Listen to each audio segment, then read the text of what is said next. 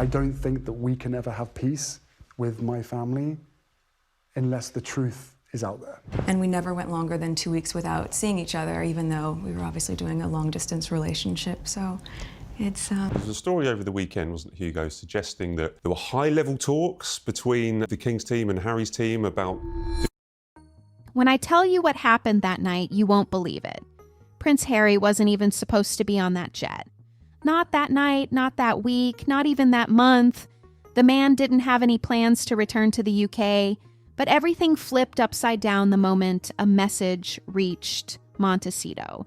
A whisper turned into chaos.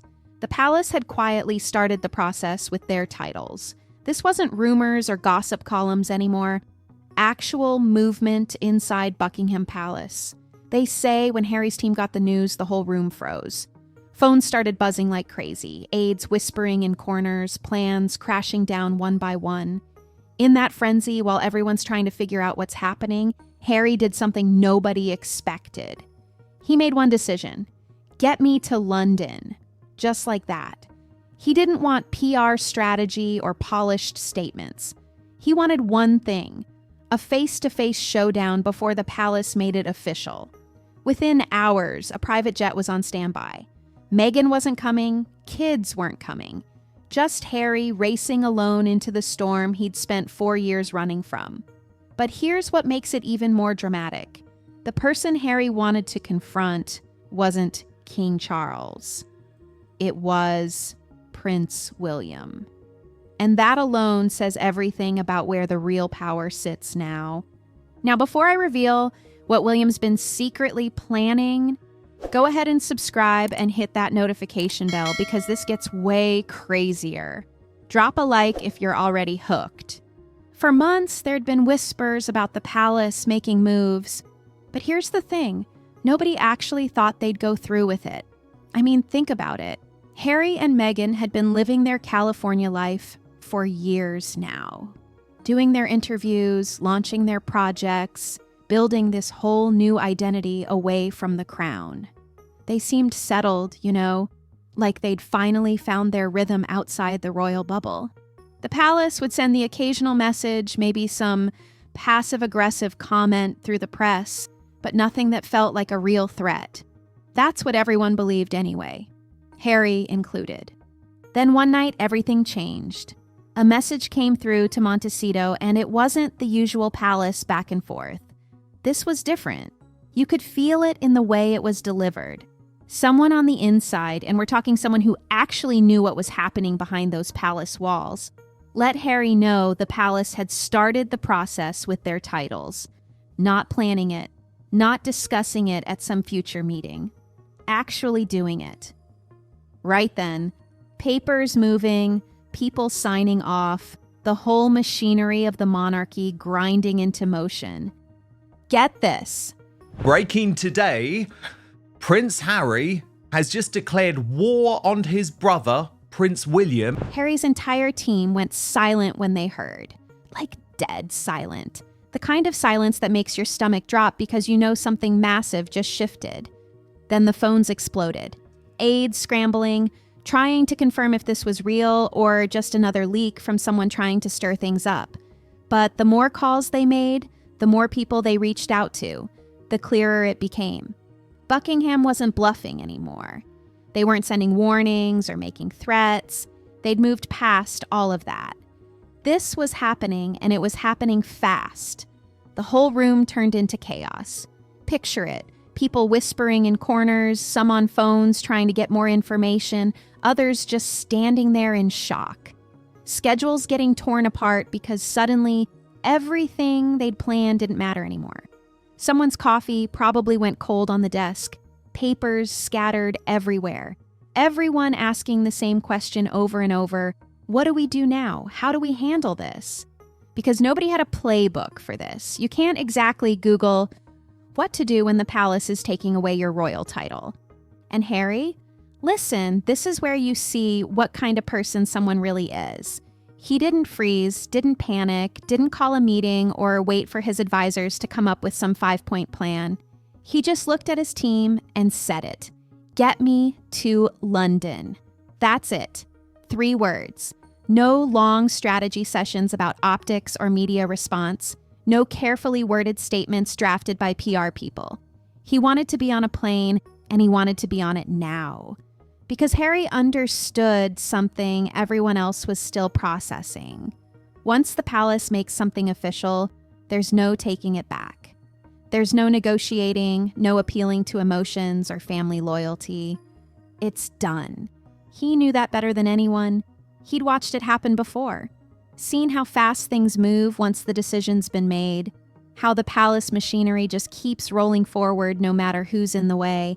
So he did the only thing he could think of. Show up in person before the door slammed shut completely. Face to face, human to human, brother to brother, whatever it took to stop this thing before it became permanent. Within hours, a private jet was waiting. And here's where it gets really intense. Meghan wasn't coming, the kids weren't coming. This wasn't a family trip or some coordinated effort. Just Harry, flying solo straight into the mess he'd been avoiding for 4 years. No backup, no support system waiting for him on the other side. Just him and whatever he planned to say when he landed on British soil. Can you imagine what that flight must have been like? Hours alone in the air, knowing you're flying toward a confrontation that could change everything. I would love reconciliation with my family. There's no point in continuing. No one to talk to, no one to reassure you you're doing the right thing. You'd think after everything, the Oprah interview, the Netflix series, the memoir that laid bare all the family secrets, he'd be done with the royal family. Like completely done. Why would he care anymore, right? He'd already walked away, already built a new life, already said his piece to the world. But this was different. This wasn't about image or public opinion or winning some media battle. This was about his name, his children's future, everything tied to that title. Because once it's gone, it's not just a word that disappears. It's protection. It's identity. It's a connection to something bigger than any one person. Now here's the wildest part of all of this. The person Harry wanted to confront wasn't his father. It wasn't King Charles sitting on the throne with the crown and all the official power. It was William, his own brother, the guy he used to be inseparable from, the one he'd shared everything with growing up, the grief, the pressure, the impossible weight of being royal. And that tells you everything you need to know about who's really running things now. Because think about it, if Harry's flying across the ocean in the middle of the night, risking everything for one conversation, and that conversation isn't with the actual king, then something major has shifted inside those palace walls. Power doesn't always sit where the crown is. Sometimes it sits with the person everyone's actually listening to, the one making the calls, signing off on the big moves, deciding what the monarchy is going to look like going forward. And right now, in this moment, that person was William. Not the king in waiting, not the future king, the man who'd already taken control. And Harry knew it. That's why he wasn't asking to see Charles. That's why every fiber of his being was focused on getting to William before it was too late. Because William was the one holding the keys. William was the one who could stop this, or make it permanent. For months, people close to the palace had been noticing something strange. It wasn't obvious at first.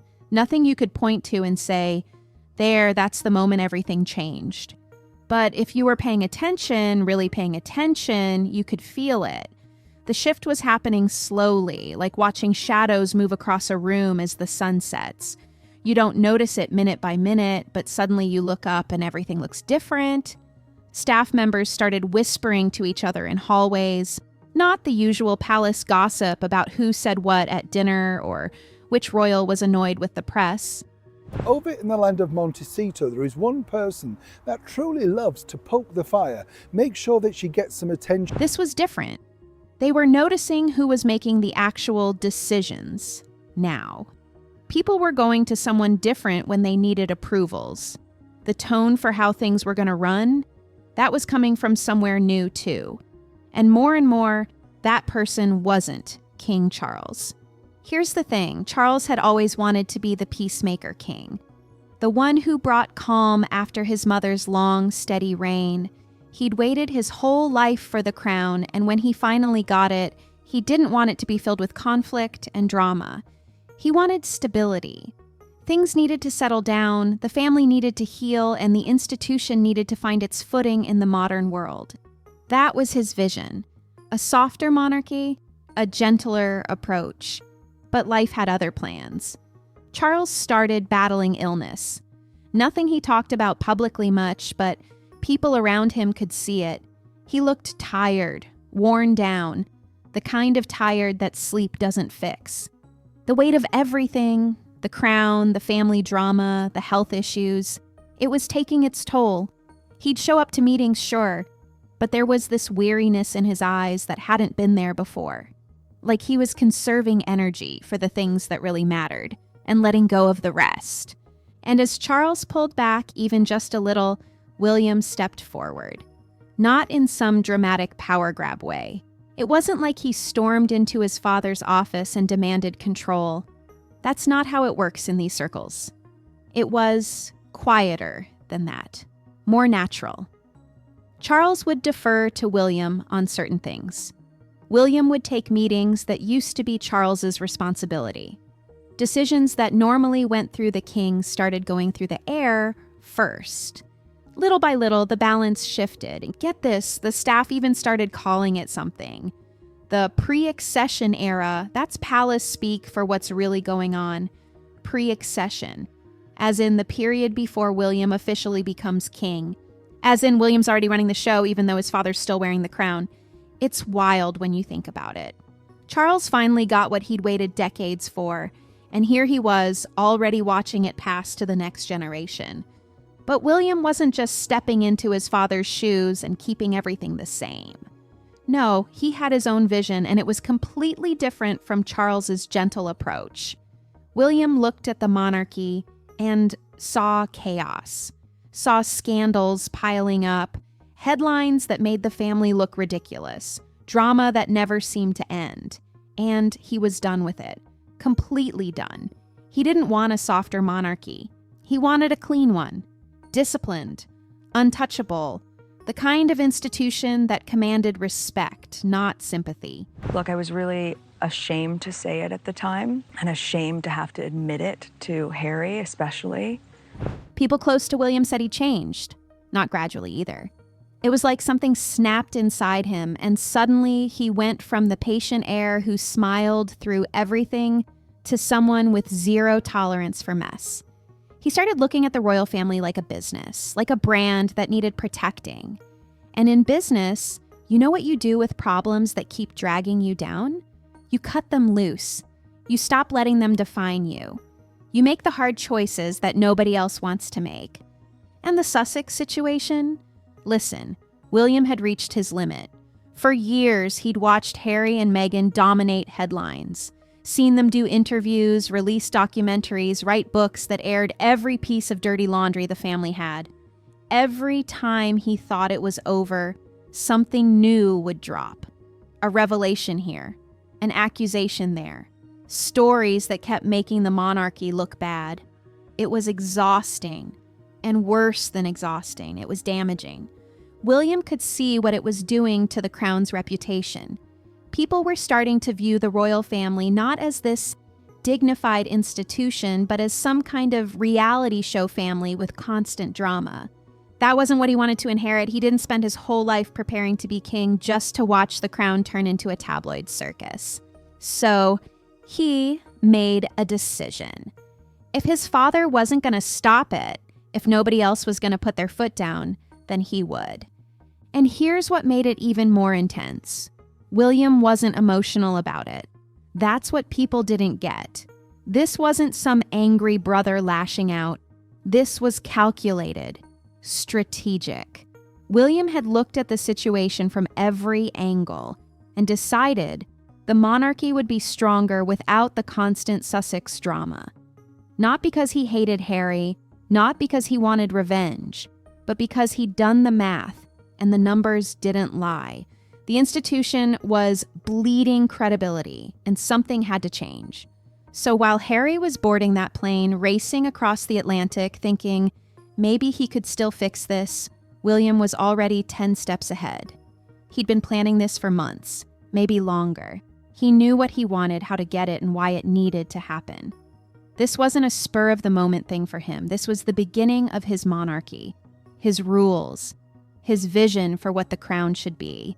And that's what made this confrontation so impossible. Harry was flying toward a conversation, hoping to reach his brother's heart. But William's heart wasn't in charge anymore. His head was. And in his head, the decision was already made. So here's where things get really wild. While everyone was focused on the drama between the brothers, on the public back and forth, on the headlines and the interviews. But what people don't know is the efforts that I've gone to resolve this privately, both with my... William was doing something nobody expected. He wasn't just angry. He wasn't just venting to his friends or complaining about Harry at family dinners. He was actually building something. A plan. A real, concrete strategy for how to handle this whole mess. And he'd been working on it quietly for months. You've got to understand, this isn't how royals usually operate. Making plans like this, that's not the royal way. Usually they wait things out, let time smooth over problems, rely on tradition and protocol to guide them through tough situations. That's been the approach for centuries. The old mindset was simple. Keep things calm, avoid sudden moves, let everything settle naturally. But William, he wasn't interested in waiting anymore. He'd watched that approach fail over and over. Watched his family bleed respect and dignity while everyone just hoped things would get better on their own. So he put together a team. He didn't want PR people trying to spin stories or advisors telling him what would look good to the public. He needed people who understood how the monarchy actually worked. People who knew the rules, the history, the mechanisms that nobody talks about because they're buried so deep in tradition that most people don't even know they exist. He needed people who could tell him, is this even possible?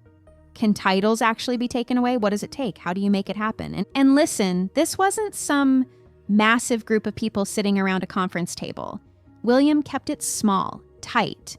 Only the people who absolutely needed to know. Because the last thing he wanted was this leaking to the press before he was ready. Can you imagine if word got out that the future king was actively planning to remove his brother's title? The headlines would have been insane, so he kept it quiet. A few trusted people, private conversations, nothing on paper that could accidentally get photographed or leaked. The more they dug into it, the more they realized something interesting. There was actually a way to do this. It wasn't simple and it wasn't going to be quick, but it was possible. The thing is, royal titles are complicated. They're not just names you can take away on a whim. There's history involved, precedent, rules about who can do what and when. But there was a path. And once William saw that path, he started figuring out how to walk it. Here's where it gets really strategic. William looked at the whole situation and thought, okay, if we're going to do this, we need to do it right. We can't just target Harry and Meghan out of nowhere. That looks personal. That looks like a family feud. That makes us look petty and vindictive. We need something bigger, something that shows this isn't about revenge or hurt feelings. Look, I love my family. The fact that I was able to get on a plane and go and see him and spend any time with him. This is about the institution, about protecting the crown itself. And that's when Andrew became part of the equation. Now, Andrew had his own set of problems, scandals that weren't going away no matter how much the family tried to sweep them under the rug. His situation was messy, complicated, and frankly, embarrassing for the monarchy. William looked at that and saw an opportunity, not to help Andrew, let's be clear about that, but to create a framework. If the palace could establish a way to handle Andrew's situation, to show that titles could be addressed when someone damages the crown's reputation, then that same framework could be used for anyone else causing problems. It was brilliant in a cold, calculated kind of way. Use Andrew's situation to set the precedent. Show that this isn't about targeting one person or playing favorites. This is about standards, about what the monarchy will and won't tolerate. Once that door opens, once that pathway gets established, it's not just about Andrew anymore. It's a tool, a mechanism that can be applied whenever needed. William wasn't doing this emotionally. That's what people need to understand. This wasn't anger driving him, this was strategy. He'd looked at the monarchy like a business analyzing its weaknesses. Where are we losing value? What's damaging our reputation? What keeps dragging us down? And every time he asked those questions, the same answers kept coming up. Scandals, drama, people using the royal name for their own purposes while simultaneously criticizing the institution. He started treating it like a brand that needed protecting. And in business, when you've got something hurting your brand, you don't just sit there and take it. You make changes. You cut ties with things that aren't working. You protect your reputation, even when it means making hard choices.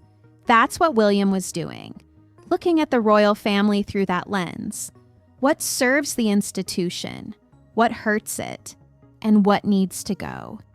The whole thing was clinical, corporate even, taking the emotion out of it and just looking at the facts. He asked himself, does Harry and Meghan's constant media presence help or hurt the monarchy? When people think about the royal family now, are they thinking stability and tradition or drama and dysfunction? The answer seemed pretty clear. William had his answers. And once he had those answers, the path forward became clear. This wasn't about punishing Harry. This was about protecting what he was going to inherit. The crown had survived for over 1,000 years. Is a specialist in writing about the difficulties between sons and their awful fathers. And it did that by adapting when it needed to, by making tough calls, by putting the institution above individual feelings. That's what William was doing now. And Harry? When he started hearing whispers that William had been planning this, that it wasn't just talk or threats, that actual groundwork had been laid, that's when it hit him. This wasn't something he could talk his way out of. This wasn't a family argument that would blow over after a few months. William had already done the work, put the pieces in place, figured out how to make it happen. That's what made Harry's flight to London feel so desperate, because he wasn't trying to stop something that might happen. He was trying to stop something that was already rolling, like standing in front of a train that's already left the station. You can wave your arms, shout, beg it to stop, but it's got momentum now. It's moving. And once something like this starts moving in the palace with William behind it, it doesn't just stop because someone asks nicely. William had built the machine. He'd figured out how to make it work. And now that machine was in motion. The only question left was whether Harry could get there in time to throw himself in front of it, or if he was already too late. So what finally pushed William over the edge? That's the question everyone kept asking. Because for years, William had been patient, almost too patient. He'd watched drama unfold, stayed quiet through controversies, kept his head down while the press went wild with stories. That's what he was trained to do. Keep calm, don't react, let the storm pass. But there's only so much one person can take before something breaks. Here's the thing. It wasn't just Harry. That's what people didn't realize. William wasn't sitting there obsessing over his brother's choices all day. He had bigger problems. The whole family had bigger problems, and they were piling up faster than anyone could handle them. Every time he thought things might settle down, something else would surface. Another headline, another embarrassment, another situation that made the monarchy look ridiculous to the outside world. Prince Andrew's situation was still hanging over everything, like this dark cloud that wouldn't go away. The man had stepped back from royal duties years ago, but the questions never stopped. The speculation kept going, and every few months something would pop up in the press that brought it all back to the surface. Different details, fresh angles, more reasons for people to talk about it all over again. It was exhausting, not just for Andrew, but for the entire family. Because when one person's got problems like that, it reflects on everyone. And then there was Fergie, who says Prince William threatens to strip Beatrice and Eugenie's title over Andrew's Royal Lodge standoff. Sarah Ferguson, Andrew's ex-wife, who somehow always seemed to be in the middle of some financial controversy or another. Reports kept surfacing about money she'd received, deals she'd made, connections that raised eyebrows. Nothing ever seemed straightforward with her. There was always some complicated explanation, some murky financial arrangement that people couldn't quite make sense of. And every time her name showed up in the papers, it was attached to the royal family. That connection never went away, no matter how much distance everyone tried to create. William watched all of this happening and felt something shift inside him. This wasn't just annoying anymore. This was damaging, really, truly damaging. Every scandal, controversy, and questionable situation was chipping away at something he cared deeply about. The crown's reputation, the monarchy's credibility, the respect that the institution was supposed to command. All of it was eroding piece by piece, headline by headline. Get this. People were starting to view the royal family differently, not as this dignified historical institution that represented tradition and stability, more like some kind of ongoing drama that you'd watch unfold on reality TV. The public's perception was shifting, and William could feel it. He'd see the comments online, read the articles, notice the way people talked about the monarchy now. There was less respect, more mockery, more treating it all like entertainment instead of something serious. And that killed him.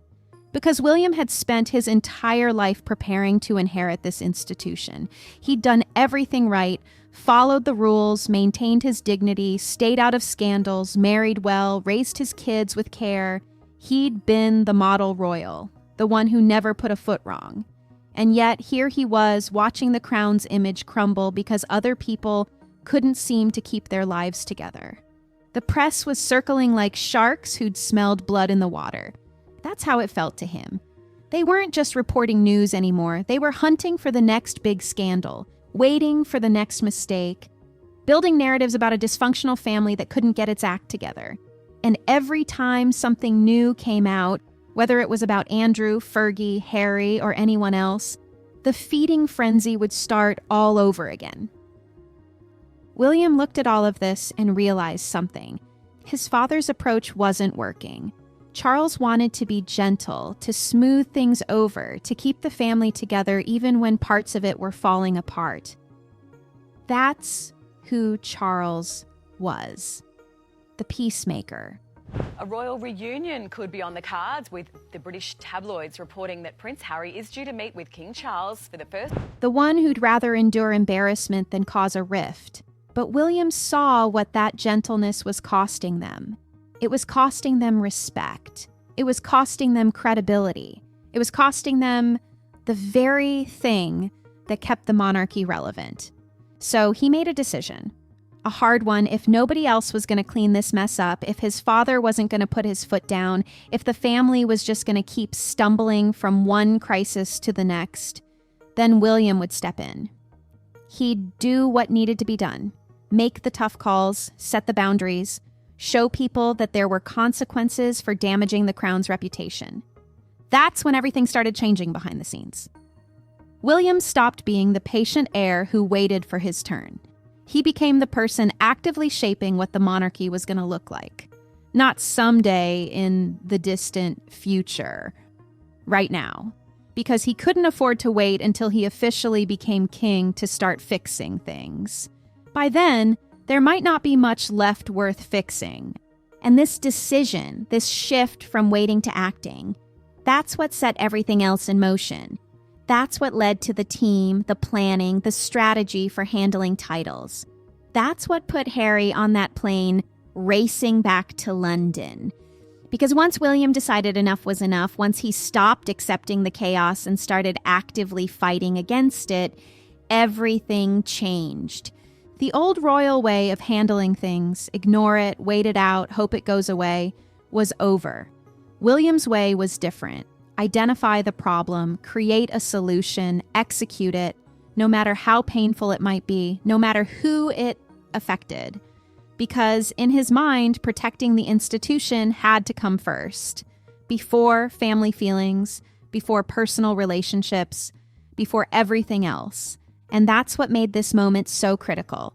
Harry was flying into a situation where the rules had changed, where his brother had transformed from someone who might listen to reason into someone who'd already made up his mind, where emotion and family history didn't matter as much as strategy and institution. That's a terrifying thing to face. Knowing that the person you're trying to reach has stopped thinking with their heart and started thinking purely with their head. William had looked at the scandals surrounding the family, the ongoing Andrew situation, Fergie's financial controversies, the constant Sussex drama, and he'd done the math. And the math told him something had to change. The monarchy couldn't survive if it kept bleeding credibility like this. Something had to be cut away. Some tough decisions had to be made. And he was the one willing to make them. We're told they had tea together, but the rest of the details of the meeting will remain private. Prince Harry did tell reporters yesterday, though, that his dad... That's what separated William from his father in this moment. Charles still wanted everyone to be okay, to find a way to keep the family intact. But William, he'd chosen the crown over the family, not because he didn't love them, but because he loved what the crown represented more. When Harry first heard the whispers about William's plan, he didn't believe it. That's the honest truth. He thought it was just palace drama, people trying to stir things up, noise that would eventually fade away. Because deep down, he couldn't imagine William actually going through with something like this. This was his brother, the guy he'd grown up with, the one who'd been there through everything. Their mother's death, the impossible pressure of royal life, all of it. Brothers don't do this to each other. That's what Harry kept telling himself. But the whispers didn't stop, they got louder, more specific. People started reaching out to Harry's team with details that were too accurate to ignore. Someone from inside the palace was talking, leaking just enough information to make it clear this wasn't speculation anymore. William had actually assembled people. Actual conversations were happening, plans were being made. And suddenly, what Harry had dismissed as impossible started feeling terrifyingly real. That's when everything shifted. You know that moment when you realize something you've been denying is actually true? When it hits you all at once and your whole world tilts? That's what happened to Harry. The easygoing California dad who'd been posting about his kids and his projects, who seemed so settled in his new life, who acted like he'd moved on from all the royal drama. That version of Harry vanished overnight. What replaced him was someone in full crisis mode. Listen, Harry's team wanted to handle this the normal way. They had professionals, PR people, advisors who specialized in exactly this kind of situation. These were people who knew how to navigate palace politics, how to send the right messages through the right channels, how to de-escalate things before they got out of hand. They were ready to do what they always did: make calls, send carefully worded letters, find the diplomatic solution that would make everyone happy. But Harry shut it all down. He didn't want any of it. Didn't want his team crafting statements or advisors setting up formal meetings. He didn't want anyone speaking on his behalf or trying to negotiate through official channels. He wanted something simpler and way more risky. He wanted to talk to William face to face, brother to brother. Just the two of them in a room, no staff, no intermediaries, no palace protocol getting in the way. His team thought he was making a mistake. I go back to some of the practices in the past that Harry and I had to grow up in. I think it's safe to say that change is on my agenda. They tried to talk him out of it. told him this wasn't how these things worked, that going directly to William without laying the groundwork first could backfire badly. But Harry wasn't listening, because in his mind, this whole situation had gotten way too formal and corporate, completely removed from what it actually was: a family falling apart. And you can't fix family problems with professionals and press releases. You fix them by sitting down and talking, by reminding each other of who you used to be before everything got so complicated. Can you imagine what that says about where Harry's head was at? He genuinely believed that if he could just get William alone, if they could just talk without all the noise and the people and the palace machinery grinding around them, maybe he could get through to him. Maybe he could remind William that they were brothers first, royals second, that titles and institutions and reputation didn't matter as much as family, as the bond they'd shared their whole lives. But here's what Harry didn't understand, or maybe didn't want to accept. William wasn't interested in that conversation anymore. He'd moved past it. People close to William said he'd made it clear. He didn't want to hear explanations. Didn't want Harry showing up with apologies or promises or emotional appeals about their childhood together. That stuff didn't matter to him now. What mattered was the damage that had been done and whether it could be undone. William wanted results. He didn't want regrets, feelings, or heartfelt conversations about family. He wanted concrete proof that things were going to change, that the constant flow of stories and interviews and projects would stop, that Harry would step back from the commercial deals that traded on the royal connection, that Meghan would separate herself from ventures that used her title for brand power. He wanted action, not words. And then came the line that apparently sent chills through everyone who heard it. Someone from the palace, and we're talking someone close enough to William to know exactly what he was thinking, allegedly said this: William doesn't want an explanation. He wants an example. Just let that sink in for a second. He wants an example, not someone to understand, not someone to forgive. An example. As in, this is what happens when you damage the crown. This is the consequence. This is the warning to anyone else who might think about doing the same thing. That's when Harry realized how deep the water really was. It wasn't about hurt feelings or family drama anymore. William was reshaping the monarchy in real time, and Harry had become the test case. Prince William doubles down. According to multiple sources, it's now a matter of when. The person William would use to show everyone, inside the family and out in the world, that there were new rules now, new standards, new consequences for crossing the line. The ultimatum, when Harry finally understood what it actually meant, was brutal. If he wanted any chance of keeping his titles, protecting his kids' royal status, and maintaining any connection to the family beyond just being Charles's son, he had to do more than apologize. He had to undo everything, stop the public commentary about the royal family, halt any future memoir plans or tell-all projects, separate himself from Meghan's commercial ventures that used their royal identity, pull back from the brand deals, the speaking tours, the Netflix series, basically go silent, disappear from the public narrative, become invisible. It was like William was asking Harry to erase the last 4 years of his life, the work he'd done building an independent identity, the times he'd spoken his truth, the projects he'd launched with Meghan. Everything would have to stop. He'd have to go back to being the restrained, quiet prince who smiled for the cameras and never said anything controversial, the version of himself he'd worked so hard to escape. For Harry, that wasn't just a request, it was an impossible choice. Because what William was really asking was this: who are you going to be? The independent person you've become, or the royal you were born to be? You can't be both anymore. Pick one. And the thing is, Harry knew William wasn't bluffing.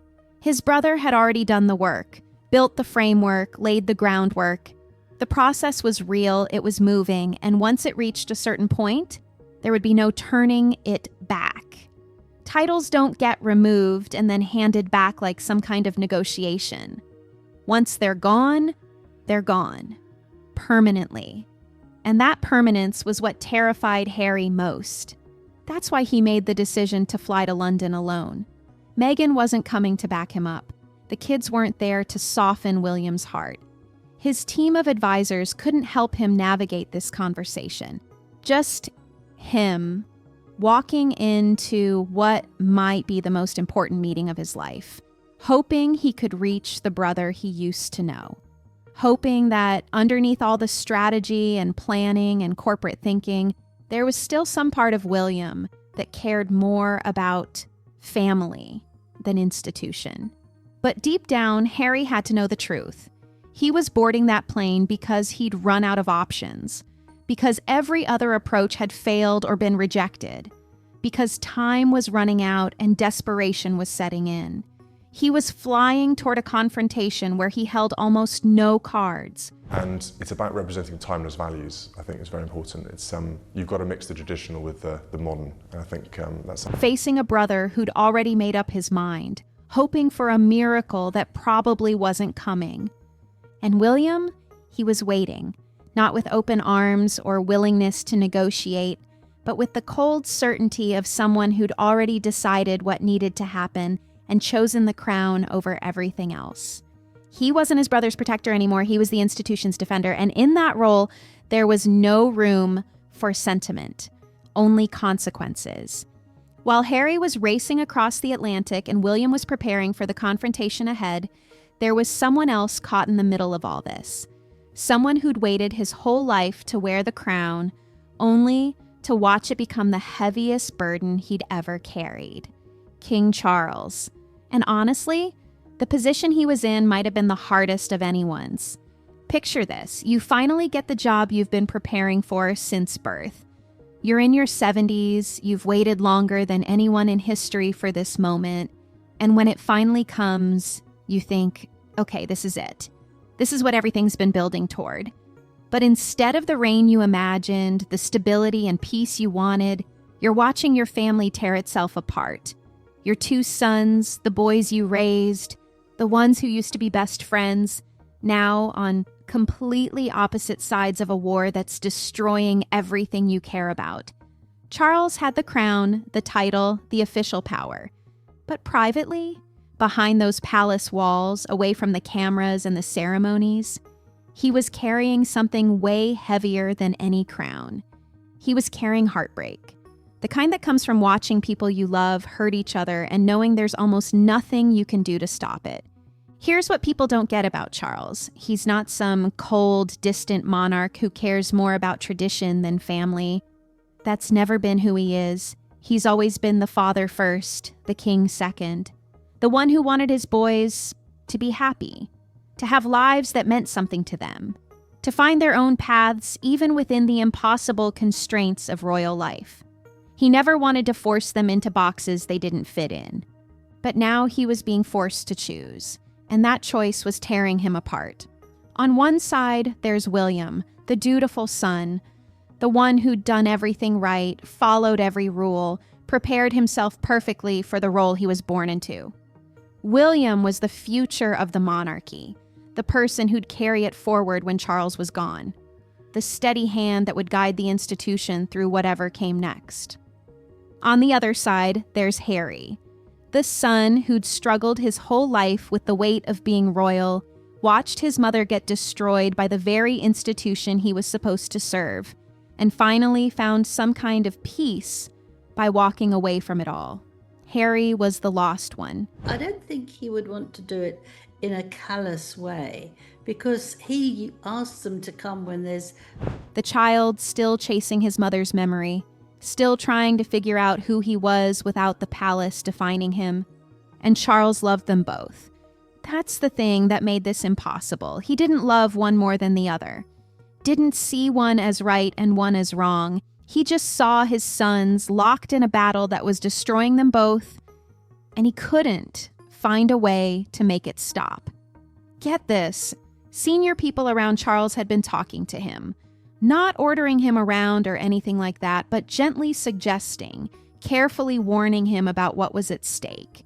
The monarchy couldn't afford another public crisis or take another hit to its credibility. It couldn't keep being defined by family drama instead of service and tradition. They weren't being cruel, they were being realistic.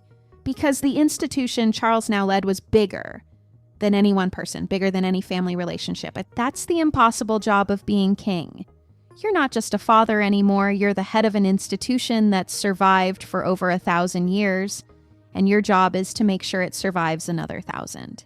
Even when that means making choices that break your heart and letting go of the people you love most.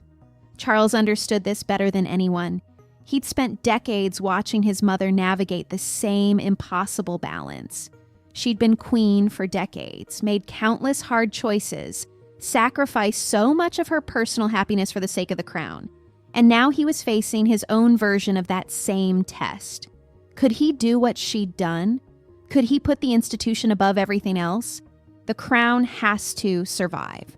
That's the brutal truth that every monarch learns eventually. It survived before you got here, and it has to survive after you're gone. And sometimes, not often, but sometimes, that means making choices that go against every instinct you have as a parent. It means accepting that the crown matters more than your comfort, happiness, or family's peace.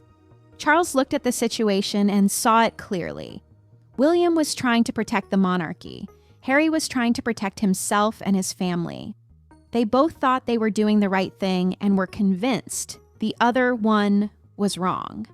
And stuck between them was a father who understood both sides, but couldn't fix either one. Here's the impossible truth that Charles was facing. Sometimes love has to bow to legacy, the thing you want most, keeping your family together, making everyone happy, finding a solution that doesn't hurt anyone.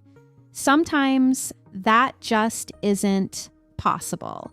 And you have to choose between being a good father and being a good king, between protecting your children's feelings and protecting the institution they were born into.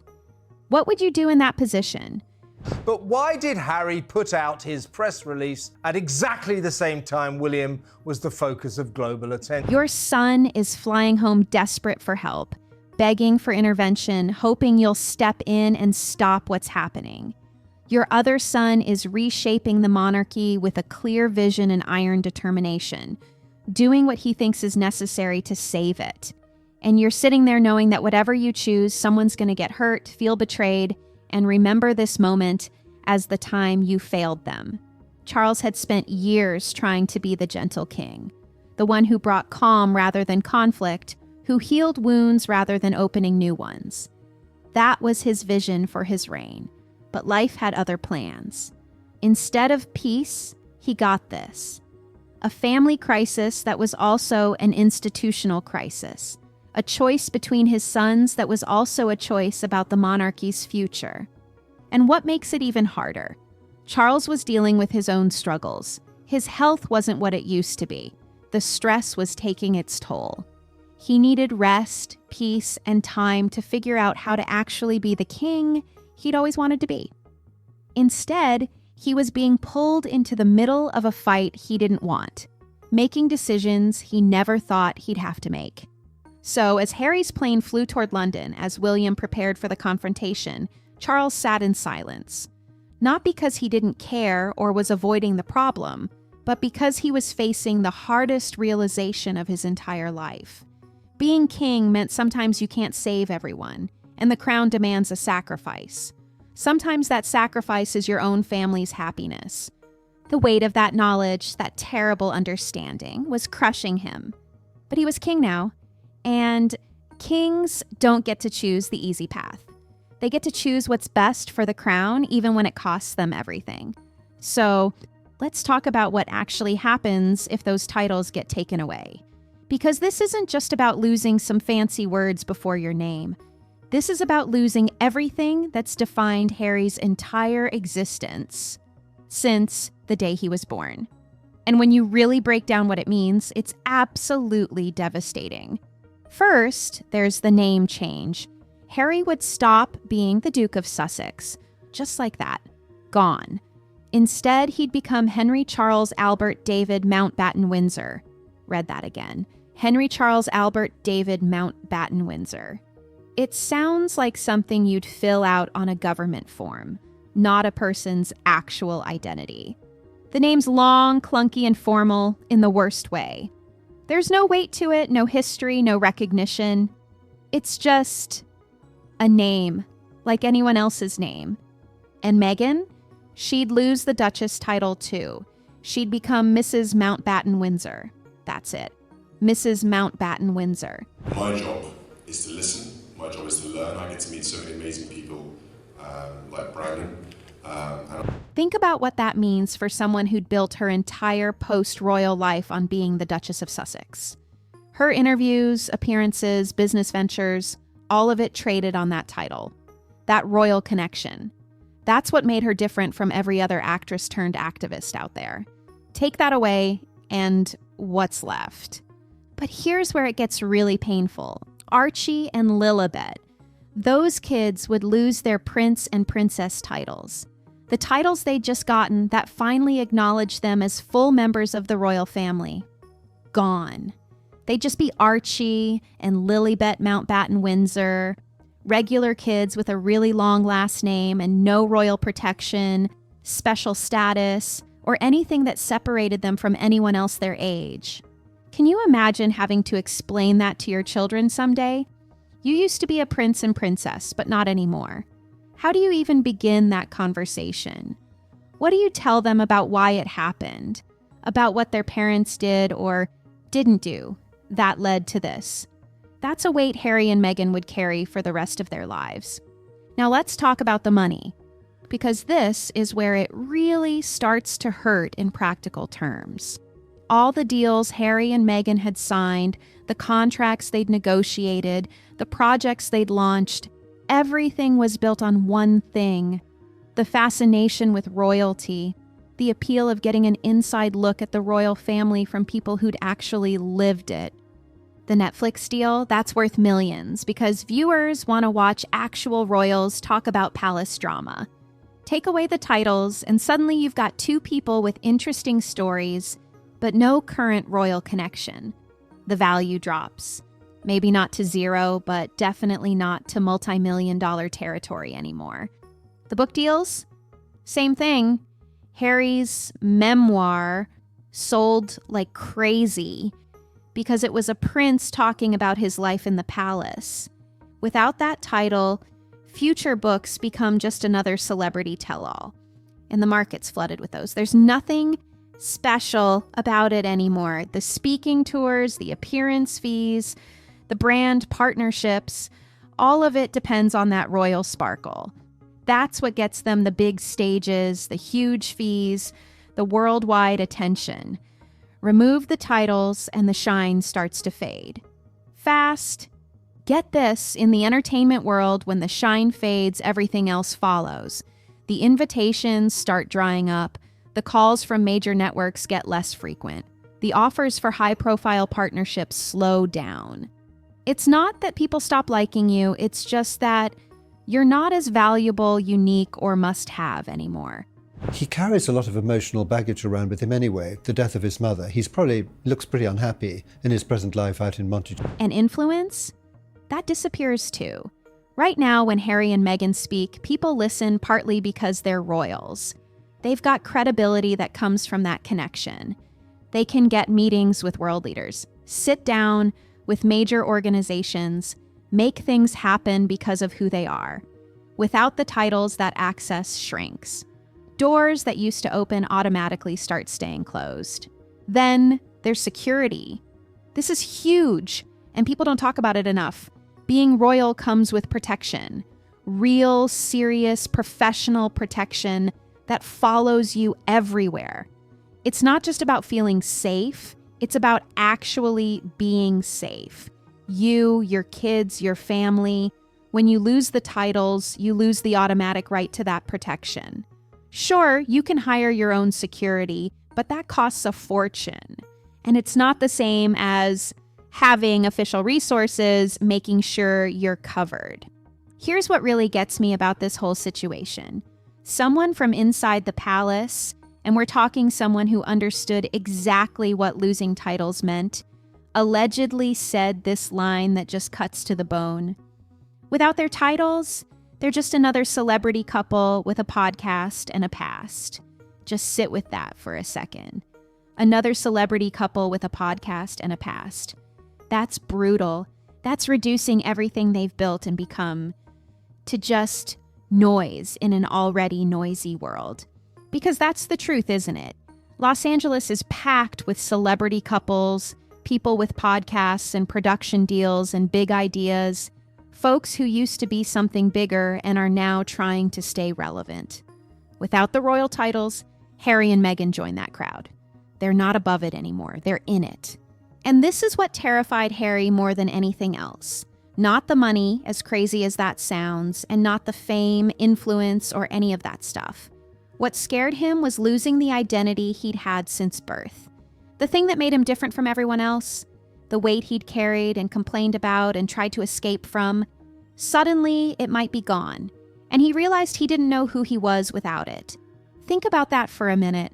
Harry had spent years talking about wanting to be free from the royal family, to be normal, to build a life that wasn't defined by titles and protocol and tradition. But now that it might actually happen and those titles might really be taken away, he was terrified. Because being royal wasn't just what he did, it was who he was. It was woven into every part of his identity. And removing it didn't free him. It erased him. That's the thing about identity. You don't realize how much of yourself is tied up in these external things until someone threatens to take them away. And it gives you some indication about whether she will have political ambitions herself. I mean, that's often been rumoured. Harry had been Prince Harry his entire life. 40-something years of being treated, spoken to, and looked at differently because of that title. You can't just turn that off and become a regular person after living that life. And his kids. Man, this is where it really hits hard. Harry had spent so much energy protecting Archie and Lilibet from the pressures of royal life. He'd moved them to California partly to give them normal childhoods, away from the palace spotlight. But their titles were still supposed to be there. A safety net, a connection to something bigger than themselves, a legacy they could claim if they wanted it. Now that might disappear. And it wouldn't be because they chose to walk away. It would be because their father's actions, their parents' decisions, led to consequences that affected their whole lives. That's a different kind of weight. That's not protection. That's punishment that falls on kids who had no say in any of it. The whole financial ecosystem Harry and Meghan had built would collapse like a house of cards. Not overnight, maybe, but steadily, surely. Because in Hollywood, in the media world, in the space where they'd been operating, your value is only as good as what makes you special. And what made them special was being royal. Take that away, and they're competing with thousands of other people who have the same kind of stories, platforms, and ambitions. Nothing sets them apart anymore. Branding experts would tell you this is a nightmare scenario. You build your entire brand around one thing, in this case being royal, and then that thing gets taken away. How do you rebrand and convince people you're still worth paying attention to? How do you maintain relevance when the thing that made you relevant is gone? And here's what makes it even worse. This wouldn't be a quiet, private loss. This would be public. Humiliating. The whole world would watch the titles get removed. The press would have a field day. The commentators would analyze every angle. And the couple would have to just endure it. Stand there and take it while their entire identity got stripped away in front of billions of people. That's what was at stake. Not just names on paper or fancy titles that don't matter in the modern world, but everything. Identity, security, influence, financial stability, legacy, their children's future. Everything Harry had ever known about who he was and where he fit in the world. all of it hanging in the balance, ready to disappear with one official announcement from Buckingham Palace. I come with no other agenda than desperately trying to help people who are in need. And I see that. And the worst part? Once it's gone, there's no getting it back. That's not how this works. You don't lose royal titles and then earn them back later. It's permanent, final, a door that closes and never opens again. And Harry knew that. That's why he was on that plane, desperate enough to try anything, because he was running out of time to stop something that couldn't be undone. Dawn broke over Buckingham Palace like any other morning. The city woke up, people went about their lives, tourists lined up outside the gates, hoping for a glimpse of something royal. To the world outside those walls, it looked like just another day. But inside, behind those ancient walls, something massive had shifted. Something that would change the monarchy forever.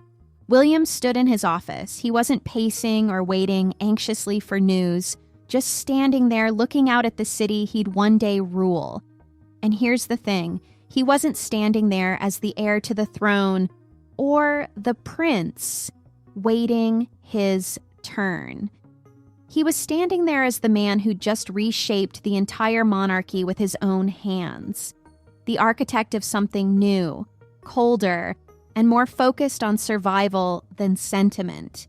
He'd done what nobody else had the stomach to do, cut away the chaos, silence the noise that had been drowning out everything the crown was supposed to represent, made the hard calls that his father couldn't make, that tradition said shouldn't be made, that everyone thought were too risky to even consider. But William didn't care about what people thought. He cared about what worked and what would protect the institution he'd been born to lead. There was no celebration in that moment, no popping champagne bottles or congratulatory phone calls. William wasn't the type to celebrate victories like this anyway.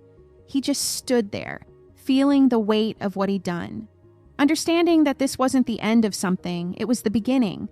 The start of his reign, even though no crown had been placed on his head yet and his father was still technically the king. Because here's what everyone was starting to realize. Being king isn't about wearing a crown or sitting on a throne. It's about who's making the decisions, setting the direction, and who people look to when things need to get done.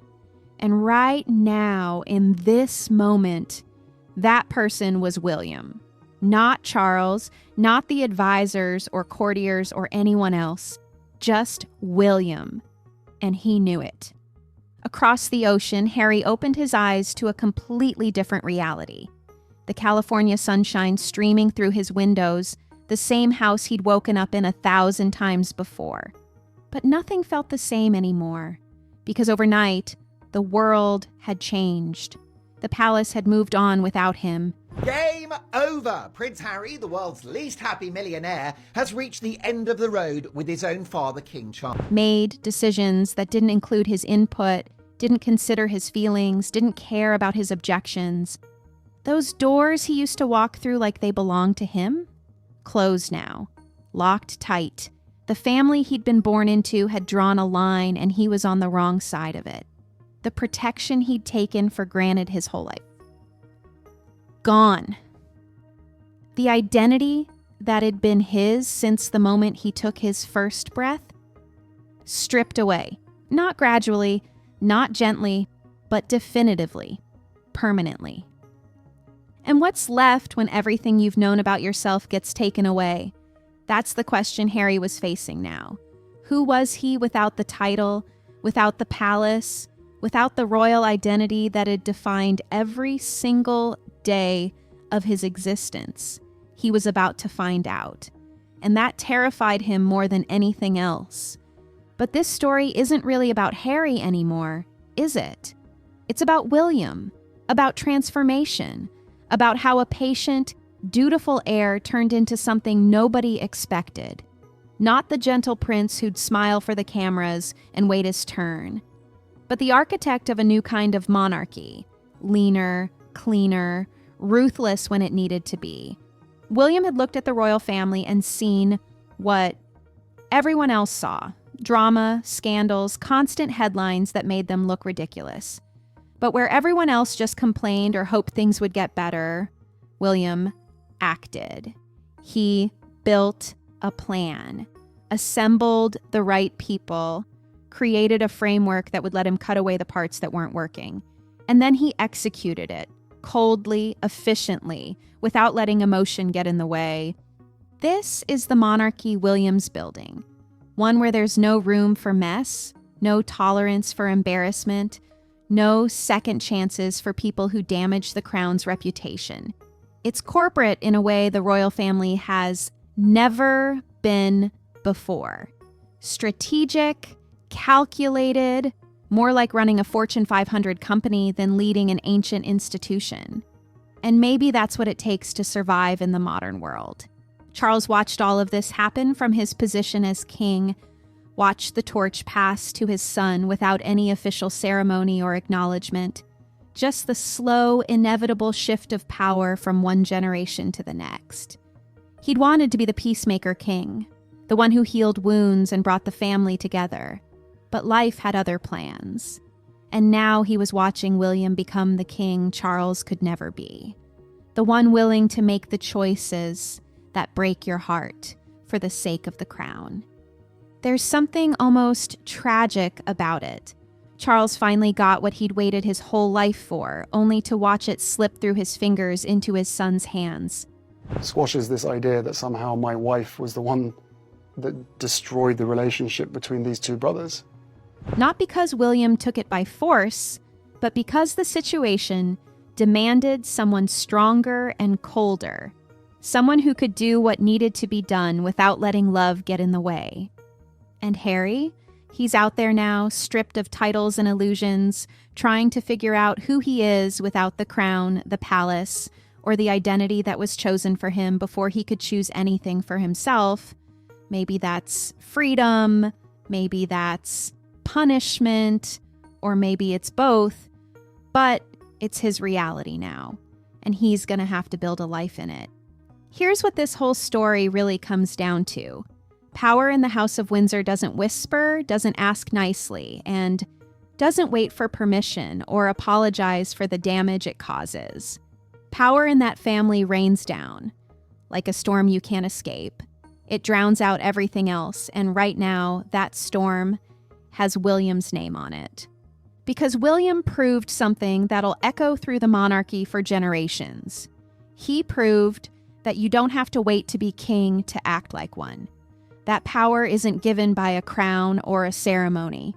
It's taken by the person strong enough to make the hard choices, to cut away what's broken, to protect what matters even when it costs you the people you love.